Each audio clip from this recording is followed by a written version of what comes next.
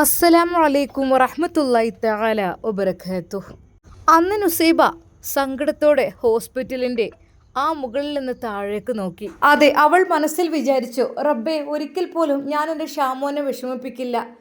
കാരണം എനിക്കൊരു ജീവിതം തന്നത്, എനിക്ക് സുഖസുന്ദരമായ ജീവിതം തന്നത് എൻ്റെ ഷാമോനാണ്.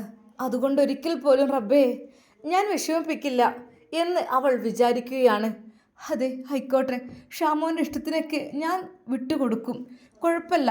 ഷാമോൻ ആരൊക്കെ എങ്ങനെയൊക്കെ സംരക്ഷിക്കണം എന്നതൊക്കെ ഞാൻ ഇനി അതിനെക്കുറിച്ചൊന്നും എതിർക്കില്ല. നല്ല രീതിയിൽ ജീവിച്ചോട്ടെ. അദ്ദേഹത്തിന് ഇഷ്ടം അങ്ങനെയാണെങ്കിൽ അങ്ങനെ തന്നെ നടക്കട്ടെ. റബ്ബേ, നീ എനിക്ക് പുറത്ത് തരണേ. എന്നാൽ തൻ്റെ തോളിൽ പെട്ടെന്ന് അതാ ഒരു കൈകൾ പതുക്കെ വന്ന് പിടിക്കുന്നു. ഒരു നിമിഷം നുസൈബ ഞെട്ടിപ്പോയി. റബ്ബേ, അതെ, ഹോസ്പിറ്റലിലെ പലരും ഉറക്കത്തിലേക്ക് വഴുതി വീണിട്ടുണ്ട്. എങ്കിലും പുറത്തുള്ള ആ വെളിച്ചവും കാര്യങ്ങളും കാണുമ്പോൾ ഒരു സമാധാനമാണ്. പക്ഷേ ഷാമോനോട് പഴയ പോലെ മിണ്ടുവാനും പറയുവാനും ഒന്നും എനിക്ക് കഴിയുന്നുമില്ല. എന്തോ ഒരു മനസ്സിനുള്ളിലൊരു വിഷമം.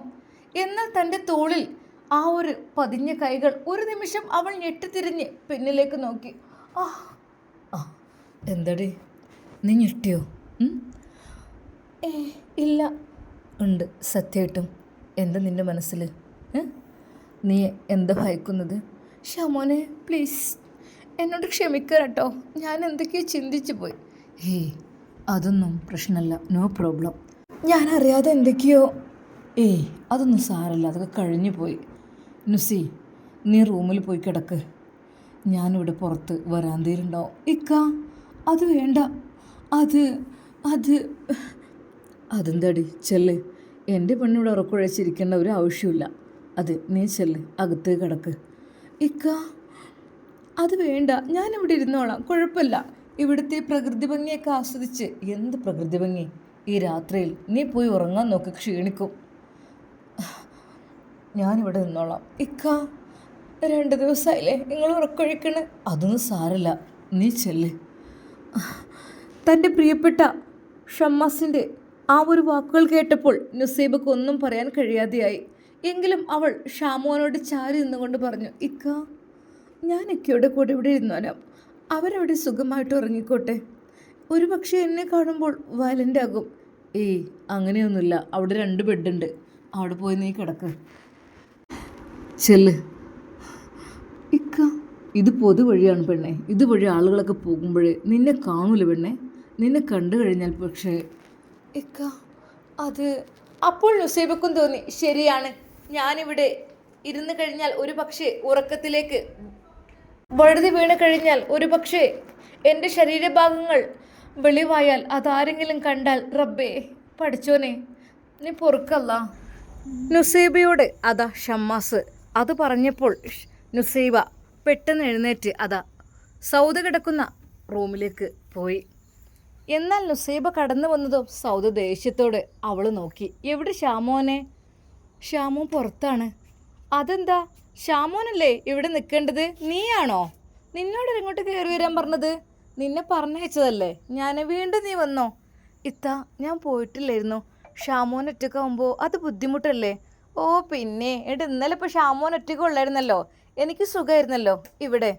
ശരിക്കും അതെ, സൗദക്ക് എന്തോ മാനസികമായ പ്രോബ്ലം ഉണ്ടെന്ന് അവളും വിചാരിച്ചത് കൊണ്ട് തന്നെ നുസൈബ് ദേഷ്യമൊന്നും കാണിച്ചില്ല. അതെ ഇത്ത, നല്ലത് മാത്രം ചൊല്ലി പറഞ്ഞ് കിടന്നോളൂ, ഞാനിവിടെ ഉണ്ട് കേട്ടോ. അതെ, എൻ്റെ കാര്യം ഞാൻ നോക്കിക്കോളാം, എന്നെ പഠിപ്പിക്കണ്ട.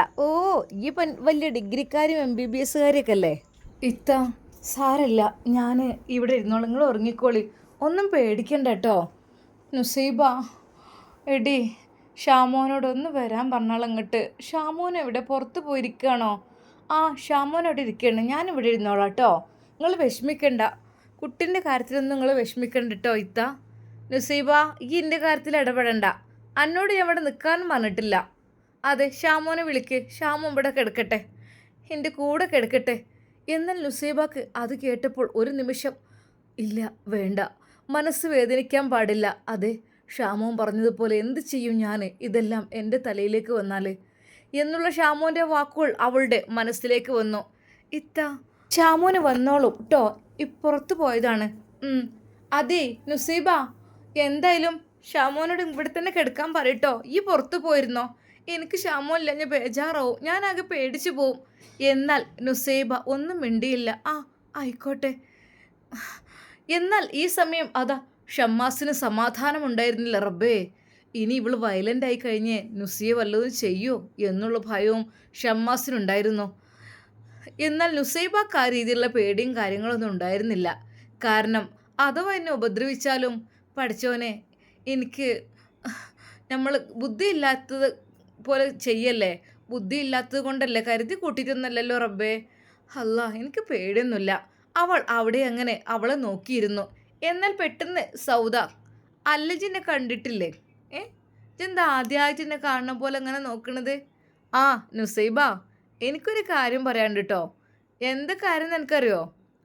എന്തിത്ത? ഒന്നുമല്ല, അത് നിൻ്റെ അതേ സ്ഥാനം ഇനി എനിക്കും കിട്ടും ഷമ്മാസിൻ്റെ അടുത്തുനിന്ന്. ഷമ്മാസിന് ഞാനും നീ ഒരുപോലെ ആയിരിക്കും. പിന്നെ എല്ലാ ദിവസവും നിനക്ക് തന്നെ വേണമെന്ന് നീ വാശി പിടിക്കരുത് കേട്ടോ. എനിക്ക് കൂടെ ഉള്ളതാണ് ഷമ്മാസ്, അതെന്നോട് സമ്മതിച്ച് തന്നിട്ടുമുണ്ട് അല്ലേ. ഒന്ന് വിളിക്ക്, വേഗം വിളിക്ക്. അത് ഷാമോൻ അവിടെ, പിന്നെന്താ അവിടെ ഉണ്ടാവും, ഞാൻ തന്നെ എഴുന്നേൽക്കാം. അങ്ങനെ അവൾ സൗദ കട്ടിൽ നിന്ന് ചാടി ഇറങ്ങുവാൻ വേണ്ടി നിൽക്കുകയാണ്. എന്നാൽ നുസൈബ പറഞ്ഞു, ഇല്ല, ഞാൻ വിളിക്കാം, നിങ്ങൾ എഴുന്നേൽക്കണ്ട, അവിടെ ഇരുന്നോളി, ആ ഗ്ലൂക്കോസൊക്കെ. പിന്നെ നീ വലിയ MBBS ഡോക്ടറല്ലേ, അപ്പോൾ പിന്നെ അതൊക്കെ ശരിയാക്കി തരുമല്ലോ. വേണ്ട, ഞാൻ വിളിച്ചോളാം. എന്നാൽ അവൾ ഡോർ തുറന്ന് പുറത്തേക്ക് ഇറങ്ങുന്നു. ഷമ്മാസ് അവരുടെ റൂമിൻ്റെ വാതിലിനോട് ചാരിയുള്ള ആ ഒരു ബെഞ്ചിൽ ഇരിക്കുകയായിരുന്നു. നുസി, ഷാമോനെ, പിന്നെ ഷാമോനെ കാണണമെന്ന് പറയുന്നുണ്ട്, അല്ലെങ്കിൽ ഞാൻ പോയി കാണും എന്നൊക്കെ പറയുന്നുണ്ട്. ഷാമോനൊന്ന് അകത്തേക്ക്, വല്ലാത്തൊരു ശല്യമായി പോയുള്ളത്, ഇതിനെന്തെങ്കിലും ഒന്ന് ചെയ്യണം. തൽക്കാലം നമുക്ക് ഒന്ന് പോയി നോക്ക്, എഴുന്നേൽക്ക്. എന്താ നുസി നീ പറയുന്നത്? നീ ഇല്ല അവിടെ? അല്ല, എന്നെയല്ല ആവശ്യം, എൻ്റെ ഇക്കാനെയാണ് അവൾക്ക് ആവശ്യം. ചെല്ല്. നുസൈബ പാവം അവള് ഷമ്മാസിനെ നിർബന്ധിപ്പിച്ചു. എന്നാൽ ഷമ്മാസ് മനമില്ല മനസ്സോടു കൂടി സൗദയുടെ മുമ്പിലേക്ക്. ഷാമോനെ, അല്ല എൻ്റെ ഷാമോൻ എന്നെ വിട്ട് പോവില്ലട്ടോ, എനിക്ക് ആകെ ടെൻഷനാവട്ടോ, പോവില്ലട്ടോ, അവൾ കൊഞ്ചിക്കൊണ്ട് പറയുന്നു. എന്നാൽ നുസൈബയുടെ മുഖത്ത് നോക്കി ഷമ്മാസ് ഒന്ന് കണ്ണിറുക്കി കാണിച്ചു. നുസൈബ പറഞ്ഞു, അത് സുഖമില്ലാത്തോണ്ടല്ലേ, എന്തോ കാര്യമായിട്ട് പറ്റിക്കണ്. ഷാമോനെ വരി, എൻ്റെ അടുത്ത് ഇവിടെ നിൽക്കുക. അത് ഷാമോൻ പറഞ്ഞതല്ലേ, ഞങ്ങൾ രണ്ടുപേരും ഒരുപോലെ നോക്കുമെന്നുള്ളത് പറഞ്ഞതല്ലേ, അപ്പോൾ എൻ്റെ കൂടെ നിൽക്കണ്ടേ? നുസൈബയുടെ കൂടെ മാത്രമല്ലല്ലോ. സൗദിയുടെ പരസ്പര വിരുദ്ധമായ ആ ഒരു വാക്കുകൾ ശരിക്കും ഷമ്മാസിലും വല്ലാതെ ഭീതി പടർത്തി. റബ്ബേ, പഠിച്ചോനെ പെട്ടോ എന്നുള്ള രീതിയിൽ ഞാനങ്ങനെ പറഞ്ഞിട്ടില്ലല്ലോ, എപ്പോഴത് ഞാൻ പറഞ്ഞത്? റബ്ബേ, ഒന്നും വിശ്വസിക്കാനും പറ്റാത്ത കാലം. എന്നാൽ മനമില്ല മനസ്സോടു കൂടി ഷമ്മാസ് അവിടെ അല്പസമയം നിന്നു. എന്നാൽ അല്പസമയം കഴിഞ്ഞപ്പോൾ സിസ്റ്റർ വന്നു. എങ്ങനെയുണ്ട് സൗദ? സിസ്റ്ററേ, എന്താ ഞാൻ പറയാൻ, എനിക്കറിയുന്നില്ല, എനിക്കെൻ്റെ ഷാമോൻ്റെ കൂടെ നിന്ന് കഴിഞ്ഞാൽ മാത്രം മതി, അതന്നെ എനിക്ക് വലിയ ഇത്. അങ്ങനെയല്ലേ? ഇപ്പോൾ വയറുവേദന കാര്യങ്ങളില്ലല്ലോ, വയറുവേദനയായി വന്ന ആളിപ്പോൾ മെൻ്റലായി അല്ലേ? എന്താ സിസ്റ്റർ എന്നെ കളിയാക്കുന്നത്? അങ്ങനെയാണല്ലോ, വയറുവേദന ആയിട്ടും സ്കാനിങ് ആയിട്ടും അതും ഇതൊക്കെ എടുത്തു, ഇപ്പോൾ ലാസ്റ്റ് മെൻ്റൽ ഹോസ്പിറ്റൽ പോലെ ആയിട്ടുണ്ട്, ഇവിടുന്ന് മാറ്റുക പറയുന്നുണ്ട്. കാരണം ഞങ്ങൾ മെഡിസിൻസ് നിങ്ങൾ അസുഖം മാറുന്ന ഒന്നല്ല. അവിടെ കിടക്ക്, ഒരു ഇഞ്ചക്ഷൻ തട്ട്. സിസ്റ്റർ, എന്തിനാ സിസ്റ്റർ ഇങ്ങനെ എന്നെ ഇഞ്ചക്ഷൻ വെക്കുന്നത്? എനിക്ക് അതിനകത്തുള്ള കേടൊന്നുമില്ല. ആര് പറഞ്ഞു? ഇഞ്ചക്ഷൻ വെക്കാഞ്ഞാലേ എണീറ്റ് ഓടാനും ചാൻസ് ഉണ്ട്. ഇത് മാനസികമായിക്കണ്. ശരിക്കും സിസ്റ്റർമാർക്ക് തന്നെ വല്ലാത്തൊരു ചിരിയായിരുന്നു അവരുടെ കാര്യത്തിൽ. ശരിക്കും അവർ ചോദിച്ചു, അല്ല, ഈ സൗദ എന്ന പേരിന് പേഷ്യൻറ്റിന് ഇവർക്ക് ആദ്യമായിട്ട് എന്തെങ്കിലും അസുഖം ഉണ്ടായിരുന്നോ? നുസൈബയോട് അങ്ങനെ ചോദിച്ചപ്പോൾ നുസൈബ് ഒരു നിമിഷം, അത് എനിക്കറിയില്ല, ഞാൻ അറിഞ്ഞിട്ടില്ല. എന്നാൽ സൗദ ദേഷ്യത്തോടെ നുസൈബയെ നോക്കി, അവളെ നോക്കി പല്ലിറുമ്പി കാണിച്ചു. ഇന്നെല്ലാവരും കൂടി മാനസിക രോഗി ആക്കിയിരിക്കണല്ലേ. മോളെ, അവിടെ അടങ്ങിക്കിടക്ക് എന്ന് പറഞ്ഞ സിസ്റ്റർ അവൾക്ക് ഒരു ഇഞ്ചക്ഷൻ നൽകി. എന്നാൽ ഇഞ്ചക്ഷൻ വെക്കുമ്പോൾ അവൾ പരമാവധി തടസ്സപ്പെടുത്തുവാൻ വേണ്ടി ശ്രമിച്ചു. എന്താ ഇത് ഇങ്ങനെയൊക്കെ എങ്ങനെ ഈ പേഷ്യൻറ്റിനെ ഞങ്ങൾ നോക്കുക?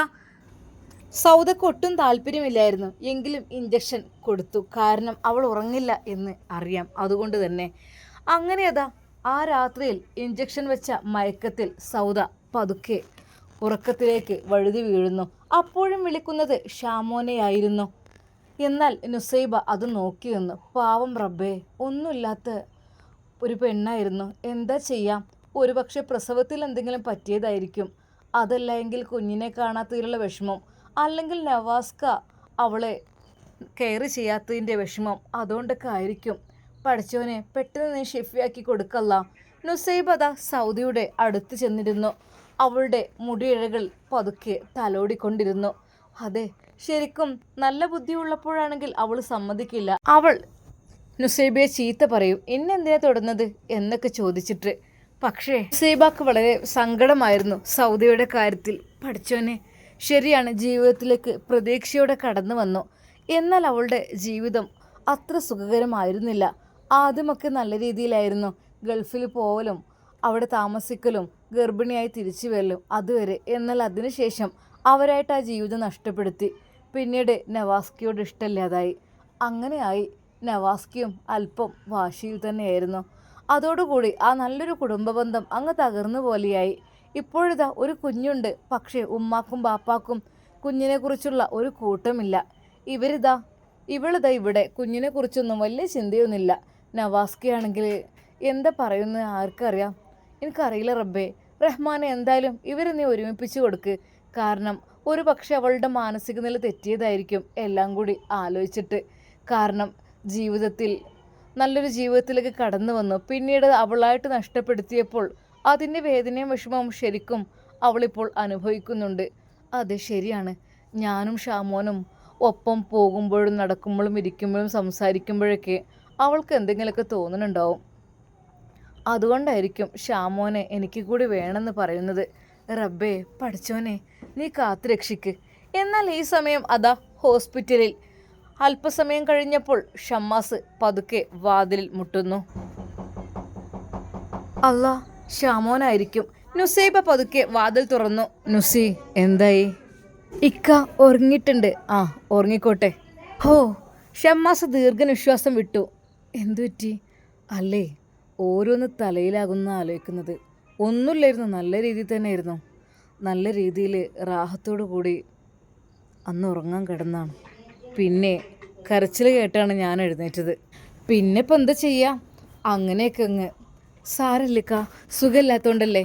എൻ്റെ അവസ്ഥ ഇതാണെങ്കിലും എന്തായിരിക്കും അവസ്ഥ? നവാസ്ക ഇവിടെ ഉള്ളപ്പോഴാണെങ്കിൽ സാരല്ല, നമുക്ക് നോക്കാം. ഞാനുണ്ട് അവളെ നോക്കാൻ നിങ്ങളുടെ കൂടെ. എല്ലാത്തിനും ഞാൻ ഹെൽപ്പ് ചെയ്യും. ഞാൻ എന്നാൽ വീട്ടിലേക്ക് പോകുന്നില്ല ഇനി. നുസി, നീ 4 ദിവസം നിൽക്കണം എന്നൊക്കെ പറഞ്ഞ് പോയിട്ട് സാരല്ല. ഞാൻ കുഞ്ഞിനെയും കൊണ്ട്, എനിക്ക് കുഞ്ഞിനെ കാണാൻ നിന്നിട്ടും എനിക്കൊരു സുഖമില്ല കേട്ടോ. നമുക്ക് എങ്ങനെയെങ്കിലും നോക്കാം. പാവല്ലേ, കാരണം നമ്മൾ അങ്ങനത്തെ നോക്കണമല്ലോ. സാരല്ല, പടച്ചോൻ്റെ പ്രതിഫലം വിചാരിച്ച് നമുക്ക് നോക്കുക. ശരിക്കും ഷമ്മാസ് തന്നെ ഞെട്ടിപ്പോയി. റബ്ബേ, നുസി കുറച്ച് നേരത്തെ പറഞ്ഞ കാര്യം ആലോചിച്ചപ്പോഴേ എനിക്ക് വല്ലാതെ വിഷമം തോന്നിയിരുന്നു.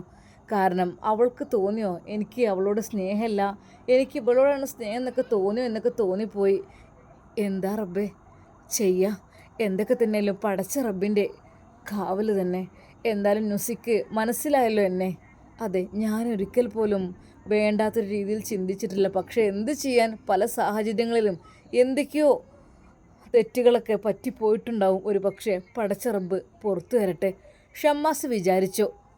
എന്നാൽ പാവം നുസൈബയെക്കുറിച്ച് ആലോചിച്ചപ്പോഴും സങ്കടം തോന്നി. പാവം നുസി എത്രയെത്ര വിഷമങ്ങളൊക്കെ അനുഭവിക്കുകയാണ്. അത് ഏതൊരു പെണ്ണും അത് ഇഷ്ടപ്പെടില്ല. സ്വന്തം ഭർത്താവിനെ മറ്റൊരാൾക്ക് പകുതി നൽകണമെന്നൊക്കെ പറഞ്ഞു കഴിഞ്ഞാൽ. എന്നാലും പാവമാണ് അവൾ. ചിലവിൽ നിർത്താൻ തന്നെ സമ്മതിക്കൂല. എന്തായാലും ക്ഷമയുള്ള കുട്ടിയാണ് നുസൈബ, എനിക്ക് നന്നായിട്ടറിയാം. അങ്ങനെ ആ രാത്രിയിൽ പുറത്തെ മനോഹരമായ കാഴ്ചകൾ നോക്കിക്കൊണ്ട് നുസൈബയും ഷമ്മാസും ഓരോന്ന് സംസാരിച്ചു കൊണ്ടിരുന്നു. നുസി, നമ്മുടെ കുഞ്ഞ് അല്ലേ, ഇക്ക വല്ലാതെ മിസ് ചെയ്യുന്നു. കുഞ്ഞില്ലാതെ ജീവിക്കാൻ കഴിയില്ല കേട്ടോ എനിക്ക്.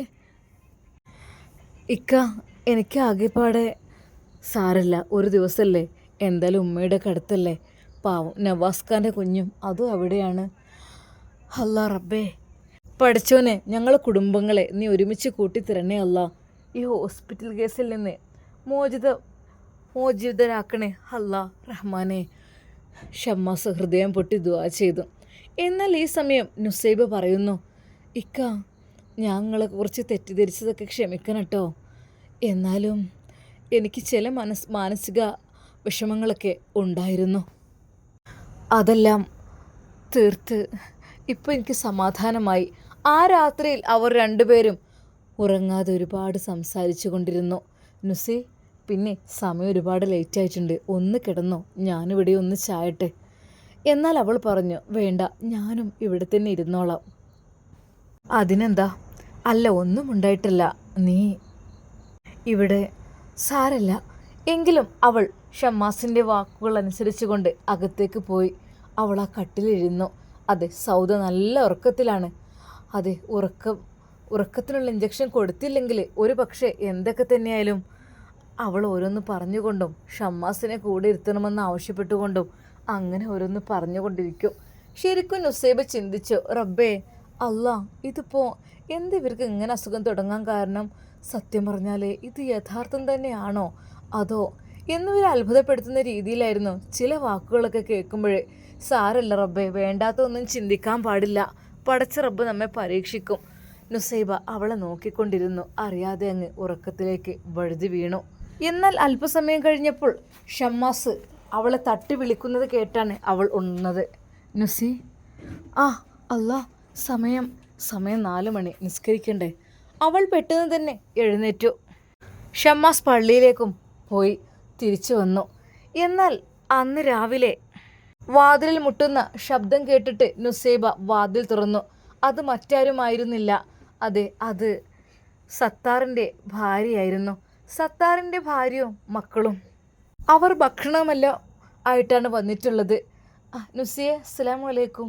ഒരു നിമിഷം സത്താറിൻ്റെ ഭാര്യയെ കണ്ടപ്പോൾ നുസൈബയുടെ വയറൊന്ന് കാളി. റബ്ബേ, ഇവരെ കുറിച്ചല്ലേ ഓരോന്ന് പറഞ്ഞുണ്ടാക്കിയത്.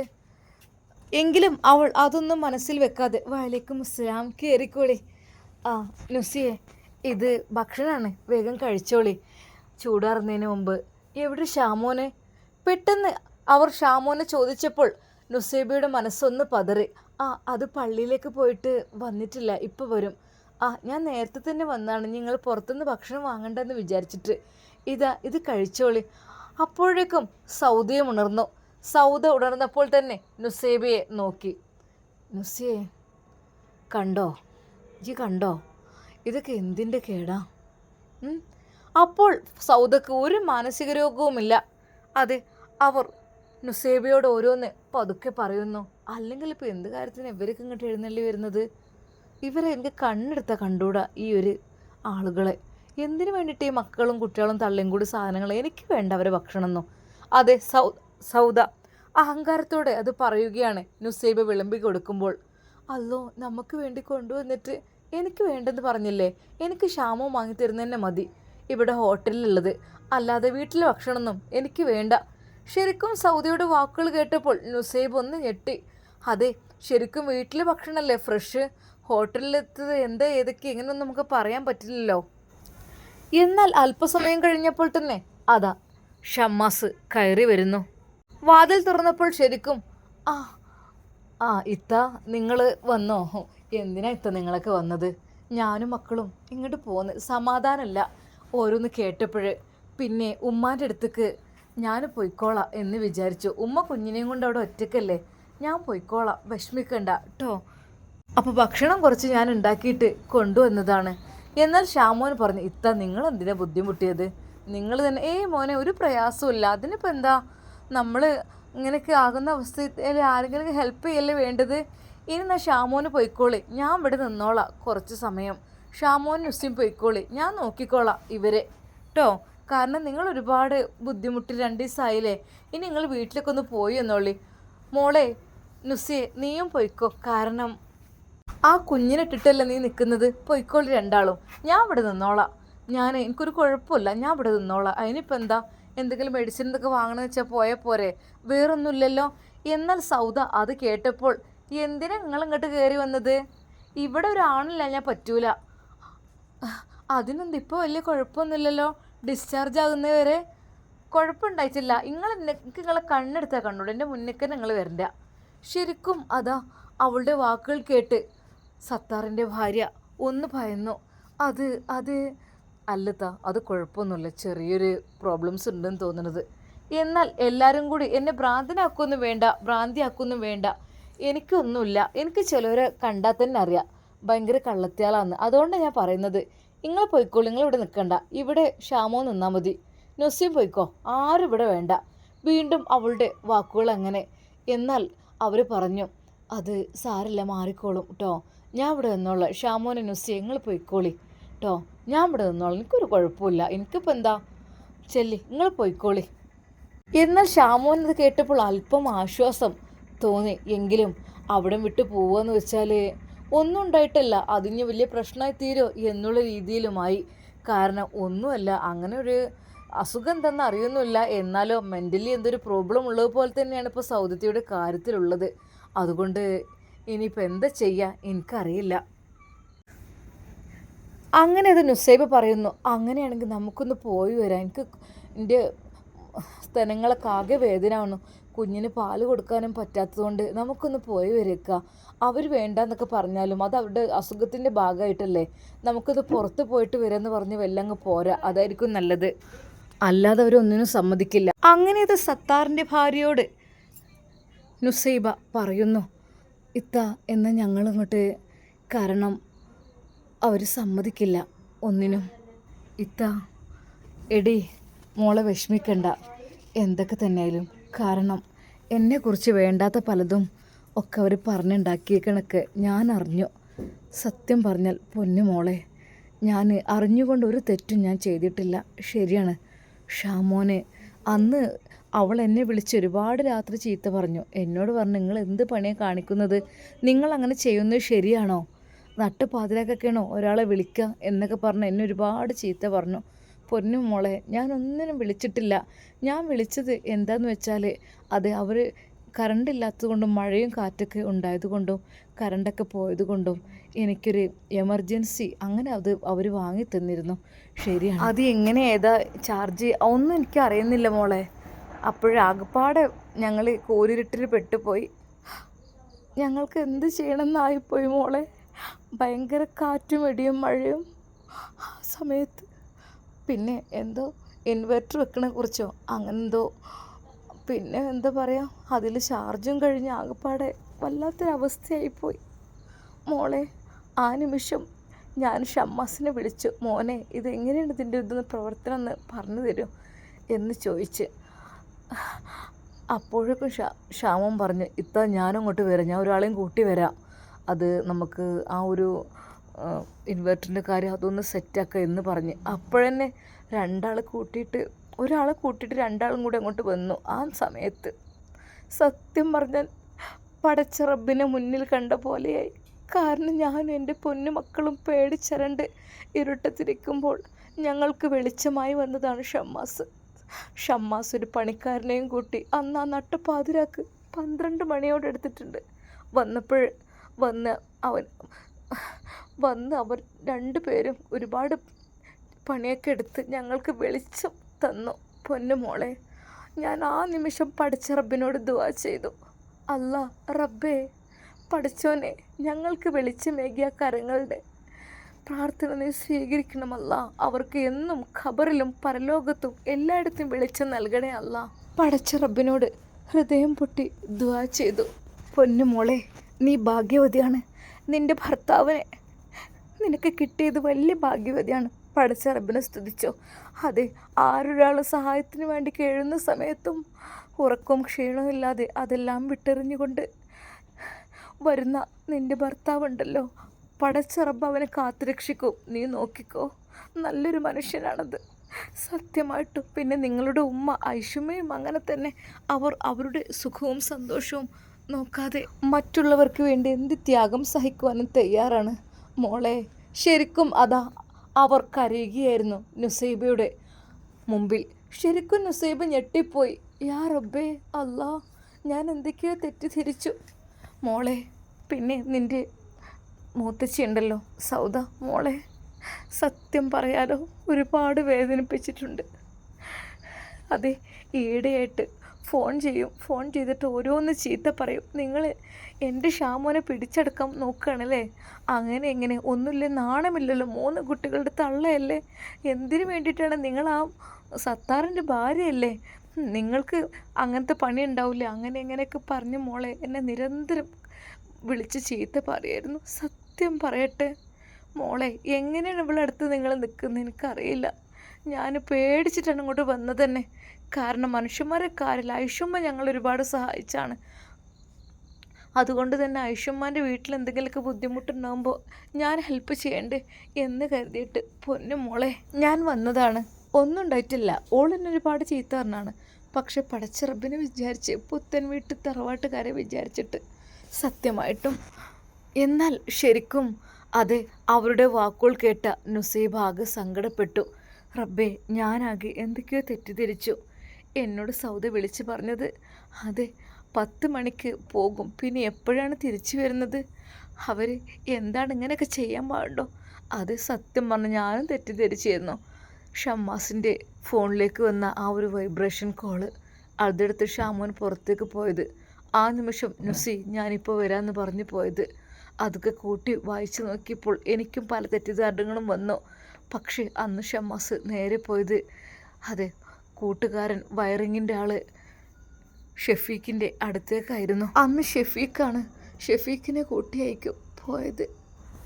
അതെ, ഷെഫീഖിനെ കൂട്ടിപ്പോയി അവിടുത്തെ ഇൻവെർട്ടറും കാര്യങ്ങളെല്ലാം ആ രാത്രിയിൽ തന്നെ സെറ്റാക്കി കൊടുത്തു. അവന് കുറച്ചധികം കൂലിയും കൊടുത്തു. അവർക്ക് വെളിച്ചമേകിയതിന് ശേഷമാണ് ഷമ്മാസ് മടങ്ങിയത്. ശരിക്കും അതെല്ലാം ആലോചിച്ചുകൊണ്ട് അവൾക്ക് വല്ലാത്ത വിഷമായി. പഠിച്ചവനെ ഒരുപാട് തെറ്റിദ്ധരിച്ചു. എന്നാൽ അപ്പോഴേക്കും ഷാമോനെ വിളി തുടങ്ങിയിരുന്നു. സൗദ, ഷാമോനെ. എന്നാൽ അതാ സത്താറിൻ്റെ ഭാര്യ അങ്ങോട്ട് കടന്നു വന്നു. സൗദ, എന്ത് നിനക്ക് വേണ്ടത്? നിങ്ങളോടാരും എൻ്റെ അടുത്തേക്ക് വരാൻ പറഞ്ഞത്? നിങ്ങളോട് എന്നോട് വരാൻ പറഞ്ഞോ? നിനക്ക് അസുഖമായിട്ടില്ല മോളെ, നിനക്ക് എന്തെങ്കിലും ഹെൽപ്പിന് വേണ്ടിയിട്ട് വന്നത്. നിങ്ങൾ ആരും എൻ്റെ അടുത്തേക്ക് വരണ്ട, നിങ്ങൾ പോയിക്കോളി, ഇവിടെ ക്ഷാമോ മതി. മോളെ, നീ എന്തിനാണ് ഇങ്ങനെ വാശി പിടിക്കുന്നത്? അവർക്കൊരു കുഞ്ഞില്ലേ, ആ കുഞ്ഞിൻ്റെ കാര്യം ആലോചിച്ചിട്ടെങ്കിലും. അതിനെന്താ നുസൈബയോട് ഞാൻ പോകണ്ടെന്ന് പറഞ്ഞില്ലല്ലോ? ഷാമോനോട് ഇവിടെ നിൽക്കാൻ പറഞ്ഞത്. ഒരാണില്ലാതെ ഇവിടെ ഇങ്ങനെ ഹോസ്പിറ്റലിൽ നിൽക്കുക. എന്നാൽ സത്താറിൻ്റെ ഭാര്യ പറഞ്ഞു, നുസൈബ, പടച്ചോനെ മറന്ന് ഒന്നും പറയരുത്. ഈ ഹോസ്പിറ്റലിൽ ആണുങ്ങൾ മാത്രമല്ല സ്ത്രീകൾ ഒറ്റക്കും നിൽക്കുന്നുണ്ട്. നിനക്ക് വേണ്ടി കൂട്ടിരിക്കാനാണ് ഞാൻ വന്നിട്ടുള്ളത്. എനിക്ക് വേണ്ടി നിങ്ങൾ ഒരിക്കലും കൂട്ടിരിക്കേണ്ട ആവശ്യമില്ല. നിങ്ങൾ ആ നാശം സത്താറിൻ്റെ ഭാര്യയല്ലേ? എന്തിനു വേണ്ടിയിട്ട് എന്നെ കൂടി പഴിപ്പിക്കാൻ വേണ്ടിയിട്ടാണോ നിങ്ങൾ ഇങ്ങോട്ട് വന്നിട്ടുള്ളത്? അതെ, അവളുടെ വായിൽ നിന്ന് ഭയങ്കര തെറിയാണ് അവർ കേൾക്കുന്നത്. എന്നാൽ അവൾ മൗനം പാലിച്ചു. എന്തിനാ സൗദ പടച്ചോനെ മറന്ന് നമ്മൾ ഓരോന്ന് പറയണത്? നീ എന്നെ വിളിച്ച് ഒരുപാട് ചീത്ത പറഞ്ഞില്ലേ? ഷാമോനെ കൈക്കലാക്കാൻ നോക്കുകയാണ്, അങ്ങനെയാണ് ഇങ്ങനെയാണെന്നൊക്കെ പറഞ്ഞിട്ട്. അതെ, ഒരിക്കലും ഞാനങ്ങനെ ചെയ്തിട്ടില്ല, ഞാനത് ചെയ്തിട്ടുമില്ല, ഞാനങ്ങനെ ചെയ്യൂല. പക്ഷെ നീ ചെയ്യുന്നതാണ് വലിയ മോശം. നീ ചെയ്യുന്നത് ഭയങ്കര കുറ്റമുള്ള കാര്യമാണ്. കാരണം നീ ഷാമോനെ കിട്ടാൻ വേണ്ടിയിട്ടല്ലേ അവനെ തന്നെ വേണം എന്ന് പറഞ്ഞ് പ്രശ്നമാക്കുന്നത്. സത്യം പറ. അതേ, എൻ്റെ നേർക്ക് ഓരോന്ന് പറഞ്ഞു വരാൻ നിൽക്കണ്ട. ഞാൻ നിങ്ങളെ അടിച്ച് ഞാൻ തകർക്കും, നോയിക്കോളി. ആയിക്കോട്ടെ, എന്നാലും വേണ്ടില്ല. പക്ഷെ നിന്നോട് 1-2 സംസാരിക്കണമെന്നുണ്ടായിരുന്നു എനിക്ക്. എന്തിൻ്റെ പേരിലാണ് എന്നെ വിളിച്ച് നീ എപ്പോഴും ചീത്ത അറിയില്ലേ? ഷാമോനെ പാട്ടിലാക്കാൻ നോക്കിയെന്ന് പറഞ്ഞത് എനിക്ക് അതിൻ്റെ ആവശ്യമല്ല മോളെ. ഇതുവരെ അങ്ങനെ ഒരു തെറ്റേ ചെയ്തിട്ടുമില്ല. പടച്ച റബ്ബാണ് സത്യം. അതെ, ഞാൻ പ്രാർത്ഥിക്കണം പഠിച്ചോനെ ഷാമോനെ വിളിക്കേണ്ട ഒരു ഗതി വരുത്തരുത് എന്ന് കരുതിയിട്ട്. അന്ന് വീട്ടിലേക്ക് ഇൻവെർട്ടർ വെക്കാൻ വന്നതും ഒരാളെ കൂട്ടിയിട്ടാണ്, അല്ലാതെ ഒരിക്കൽ പോലും ഒറ്റക്കല്ല. നീ എന്തൊക്കെ വിളിച്ചു പറഞ്ഞു? രാത്രിയിൽ വിളിച്ചു വരുത്തുകയാണ് നിങ്ങളുടെ ആവശ്യങ്ങൾക്ക്, അങ്ങനെ എങ്ങനെയെന്നൊക്കെ പറഞ്ഞ് ഒരുപാട് പറഞ്ഞില്ലേ? പൊന്നെ മോളെ, എനിക്ക് തിരിച്ചു പറയാൻ വാക്കുകളുണ്ടായിട്ടല്ല. പക്ഷേ എൻ്റെ നിരപരാധിത്വം തെളിയിക്കണം. അത് നുസൈബയുടെ മുമ്പിലും എനിക്കെല്ലാം തുറന്നു പറയണം. എന്നാൽ അത് കേട്ട സൗദ പറഞ്ഞു, ഇത്താ നിങ്ങളത് പറയില്ലേ, നുസൈബയോട് പറയണ്ടട്ടോ, നുസൈബ ആകെ വിഷമിക്കും. നുസൈബയോടൊന്നും ഞാൻ പറഞ്ഞിട്ടില്ല, നിങ്ങളും പറയില്ലട്ടോ. ഇല്ല, ഞാൻ പറഞ്ഞിട്ടില്ല, പക്ഷെ എനിക്ക് ചിലതൊക്കെ പറയാനുണ്ട്. ശരിക്കും സൗദ പെട്ടുപോയി. അതെ, സത്താറിൻ്റെ ഭാര്യ എല്ലാം തുറന്നു പറയുമോ? ഞാനൊരിക്കൽ പോലും അങ്ങനെ പറഞ്ഞതൊക്കെ അവൾ പറയുമോ എന്നുള്ള ഭയം അതെ സൗദയിലുണ്ടായി. എന്നാൽ സൗദ പറഞ്ഞു, ഇത്താ നിങ്ങളൊന്നും പറയണ്ട, ഞാനും ഒന്നും പറഞ്ഞിട്ടില്ല. അല്ലടി, എനിക്ക് എൻ്റെ തെറ്റിദ്ധാരണകളൊക്കെ തിരുത്തണം. എനിക്ക് സത്യം പറഞ്ഞ നല്ല വിഷമമുണ്ടായിരുന്നു. നേരിട്ടൊന്ന് കാണുമെന്ന് വിചാരിച്ച് നിൽക്കുകയാണ്. പറയണം അവരോട്. ഇത്താ വേണ്ട, ഞാനൊന്നും പറയണ്ടൊക്കെ കഴിഞ്ഞു പോയില്ലേ. ശരിയാണ്, പക്ഷേ നീ പറഞ്ഞ കാര്യങ്ങൾ നീ എന്തൊക്കെ പറഞ്ഞു. 10 മണിക്ക് രാത്രി വിളിച്ചു വരുത്തുന്നതിന് നല്ലതിനല്ല. ഭർത്താവ് ജയിലിലായിട്ട് പോലും നിങ്ങൾ പരിപാടി ഇതാന്നൊക്കെ പറഞ്ഞിട്ട് ഒരുപാട് നീ എന്നെ വിഷമിപ്പിച്ചില്ലേ. അതൊക്കെ എൻ്റെ കണ്ണീരോടെ പടച്ച റബ്ബിനോട് ഞാൻ ദുആ ചെയ്തിട്ടുണ്ട്. നിങ്ങൾ ഷാമോനെ വിളിച്ചാണിപ്പോൾ, ഷാമോനെ നുസിരും വിളിച്ചാണ്. അവർ ഇവിടെ നിന്നാൽ മതി, നിങ്ങൾ പോയിക്കോളി, അതാ നല്ലത്. വേണ്ട, അവർ പോയിക്കണ്. പോയോ? എവിടേക്ക്? അവരവരുടെ വീട്ടിൽ പോയി. അവരുടെ കുഞ്ഞിനെ നോക്കണ്ടേ അവർക്ക്? അല്ലാതെ എപ്പോഴും നിന്നെ നോക്കി നിന്നാൽ മതിയോ? സത്യം പറ സൗദ, ഞാൻ പറയണേ കേൾക്കണം. നീ അഭിനയിച്ചതല്ലടി എല്ലാം. സത്യം പറയണം, പടച്ച റബ്ബിനെ മുൻനിർത്തി സത്യം പറയണം. എന്നാൽ അവൾ ഉറക്കെ കരയുവാൻ തുടങ്ങി. കരയേണ്ട ആവശ്യമില്ല, എല്ലാം പടച്ച റബ്ബ് കാണുന്നുണ്ട് കേട്ടോ. അള്ളാഹു എല്ലാം കാണുന്നവനും കേൾക്കുന്നവനാണ്. നമ്മൾ എന്ത് കള്ളത്തിനും ചെയ്താലും അതുപോലെ ആക്കാൻ ഒരു പണിയുമില്ല. നീ ഇപ്പോൾ മാനസിക രോഗിയെ പോലെ അഭിനയിക്കുകയല്ലേ? സത്യം പറ, നിങ്ങൾ എന്തൊക്കെയാണ് പറയുന്നത്? അല്ലെങ്കിൽ എന്നെ അത് കണ്ടൂടാ. അതല്ല, കണ്ടൂടായിട്ടല്ല, പടച്ച റബ്ബിനെ ഓർത്ത് നീ ഇതുപോലൊന്നും അഭിനയിക്കരുത്, എൻ്റെ അപേക്ഷയാണ്. എന്നാൽ സൗദക്ക് ദേഷ്യം അരിച്ചു കയറി. അതേ, നിങ്ങൾ ഷാമോനെ പാട്ടിലാക്കാൻ വേണ്ടി വന്നതായിരിക്കില്ലേ ഇങ്ങോട്ടും നിങ്ങളാരെ വിളിച്ചത്? വിളിച്ചതാരുമല്ല, എന്നെ പറഞ്ഞത് ഐഷുമ്മയാണ്. ഐഷുമ്മ തന്നെ ശരിക്കും. അതാ അവൾ ഞെട്ടിപ്പോയി. സൗദ ഒരു നിമിഷം ഒന്നും മിണ്ടാതെ മൗനം പാലിച്ചു. എന്നാൽ പെട്ടെന്ന് അതാ വാതിലിൽ ഒരു മുട്ട് കേൾക്കുന്നു. ആരോ വാതിലിനെ മുട്ടുന്നുണ്ടല്ലോ. പെട്ടെന്ന് അതാ അവൾ പോയി വാതിൽ തുറന്നു. ഒരു നിമിഷം ആ കാഴ്ച കണ്ട് സൗദ ഒന്ന് ഞെട്ടി. ഇതിപ്പാരാ? എന്തിനിപ്പോൾ നിങ്ങൾ വന്നത്? ആരായിരിക്കും അവിടേക്ക് വന്നത്? ഹോസ്പിറ്റലിലേക്ക് കടന്നു വന്നത് ആരായിരിക്കും? എൻ്റെ പ്രിയപ്പെട്ട കൂട്ടുകാരെ കമൻ്റായിട്ട് രേഖപ്പെടുത്തുക. ഇൻഷാ അല്ലാ നമുക്കിതിൻ്റെ ബാക്കി ഭാഗം നാളെ കാണാം. അതുവരേക്കും എല്ലാവർക്കും അസ്സലാമു അലൈക്കും വറഹ്മത്തുള്ളാഹി തആല വബറകാതുഹു.